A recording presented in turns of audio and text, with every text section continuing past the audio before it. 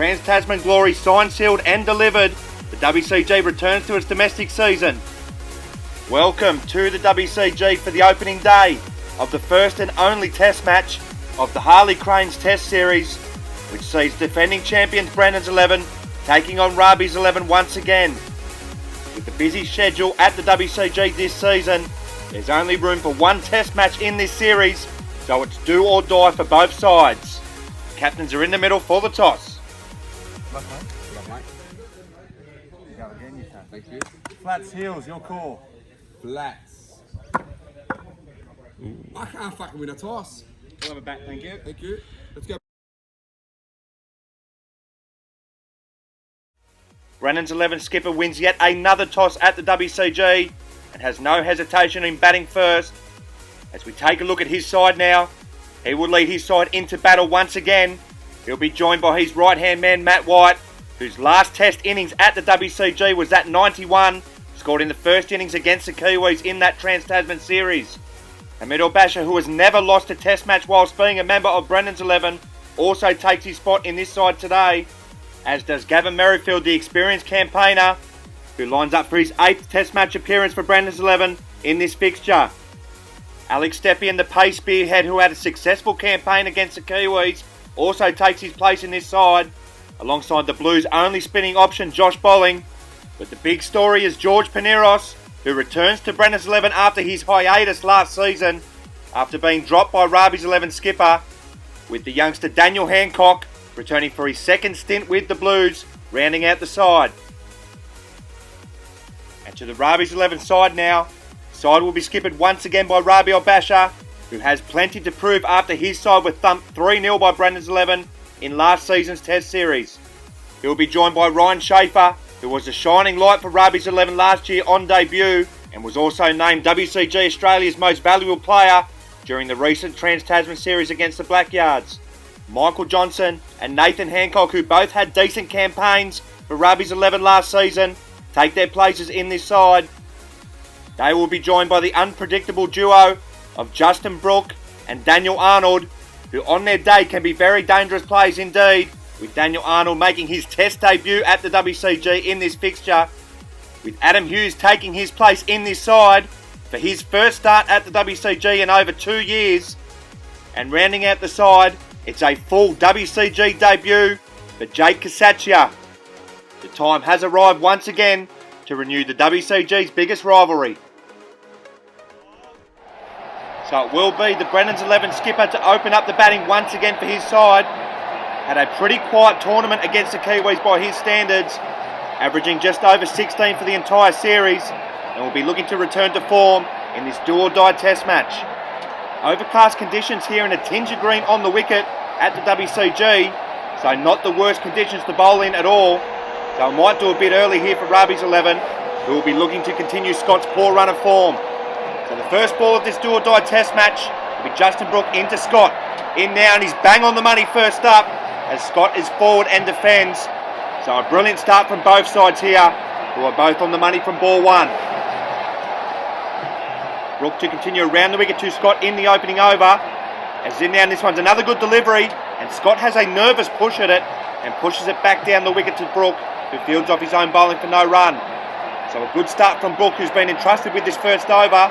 As he's in again, once again to Scott, and this one's a back of a length delivery, and Scott lets it go outside the off stump. Yeah, that's a hallmark of Scott's game early on. You know he's on when he's leaving well. Rabih's 11 will want him playing as many strokes as possible early on, as Brooke is in again to Scott, and Scott just plays this on the leg side to his opposition skipper for no run. So 0 for 0 in the opening over. Been a brilliant start here from Justin Brooke, as he'll continue to Scott, and this one's another good length delivery, and this one strikes Scott on the body. So Brooke has got the wood over Scott in this over so far.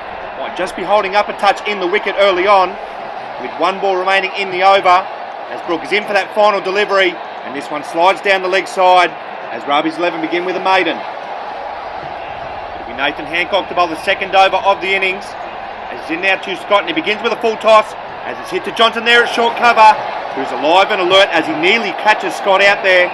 Rabih's 11 have begun this test match positively. Nathan Hancock to continue to Scott in the second over, as he's in now, and this one's another full delivery. And this one's played on the leg side as it's fielded well there by the Rabih's 11 skipper, who prevents another run. So Brennan's 11 yet to get off the mark in this test match, as Hancock will bowl again here to Scott as he lets this one hit him on the body for no run. It'll be Ryan Schaefer to bowl the third over of the innings for Rabih's 11, as he's in now, and he too begins with a full toss, and yet again it's that man at short cover, Michael Johnson, who fields well. 0 for 0 into the third over. Ryan Schaefer will continue to Scott over the wicket, and it's another full toss, and this time Scott is able to get it away past Johnson on the offside. So that's the first runs of the test match for Brennan's 11, as Schaefer over pitches and pays the price. Schaefer to continue to Scott in the third over, as in now, and this one's a half volley, and it's driven towards Johnson once again, and it's another brilliant stop from Michael Johnson, who is on in the field this morning, as he prevents another boundary. Schaefer will continue to Scott in the third over. This one's a back of a length delivery, and there's a big appeal here from Rabih's 11's fieldsman. There was no such appeal here from Ryan Schaefer. They're asking if this has hit the glove on the way through. Nah, it's probably brushed the arm. Good decision. Skipper v skipper for the fourth over of the innings, as El-Bashir is into Scott around the wicket, and he begins with a back of a length delivery, and Scott pushes that on the offside to be fielded by that man again, Michael Johnson, for no run. Scott just looking to weather this early storm. With his side no wicket for 5 into this fourth over, he knows how important it is to build a solid platform for his side, so there's no rush at all. As El-Bashir will continue to Scott, and this one's a good full delivery, and Scott is forward and defends for yet another dot ball. So this has been a good start with the ball here for Rabih's 11. They have seldom given Scott anything to play with here, as El-Bashir will continue to his opposition captain around the wicket, as he's in now, and he serves up a full toss, and Scott clips this off his toes for his second boundary. So just as Will's singing his praises, he serves up a full toss which is dispatched. El-Bashir to continue to Scott around the wicket. In now, and this one's a back of a length delivery, and Scott leads this one alone outside the off stump. So is Scott just setting himself up for another big innings at the WCG? He amassed over 300 runs in last year's test series, with an average eclipsing 60. So Rabih's 11 know how big his wicket is, as El-Bashir will continue to him now, and it's a back of a length delivery, and Scott defends on the offside for no run. So Brennan's 11 off to another cautious start here in the test match. No wicket for 9 as we're into the final ball of the fourth over. Brennan's 11 skipper just looking to weather the early storm on what looks like a lively track here at the WCG, as El-Bashir is into him now, and it's another back of a length delivery, and Scott leaves it alone. It'll be the debutant Jake Kasacha to bowl his first ball at the WCG, and he begins with a back of a length delivery, and Scott defends that on the offside. So it's a decent start here from the debutant, which will give him a confidence boost. Kasacha to continue to Scott around the wicket, as he's in now, and this one's another back of a length delivery, but he offers Scott too much width, and he's hammered to the boundary. Scott moves to 12, Brennan's 11 no wicket for 13. Kasacha will continue to Scott around the wicket, as he's in now, and it's another back of a length delivery, but this one's a better line, and Scott leaves it alone outside the off stump. So Scott once again happy to let the bowlers bowl to him. He's 12 off 35 deliveries, with his side no wicket for 13 in the sixth over. As Kasacha will continue to him once again. This one's flicked off his toes, and it goes through mid-wicket, and I think this has gone for 6. There's a few hands on heads here. Was this a chance? Oh, that might have been a sharp chance there for Arnold. Perhaps a let-off there for the blue skipper, and it will be the fieldsman in question, Daniel Arnold, who'll bowl the 7th over of the innings, and he begins with a good delivery there to Scott, which rises outside the off stump, and Scott gets his hands out of the way and leaves well. As we see another bit of razzle-dazzle with the feet there from Johnson. Could have been anything, the great man, but decided to become an alcoholic instead. As Arnold will continue to Scott, and it's another good delivery outside the off stump, which rises on Scott. So this wicket has plenty of juice in it, as Scott leaves. Arnold in for the final ball of his over, as he's in now to Scott. It's another back of a length delivery, and Scott is in behind and defends, and it's a maiden over from the big man. So it's been another promising start from the Brennan's 11 skipper. His side 19 without loss after 7 overs. So this was the start they were looking for after winning the toss and batting.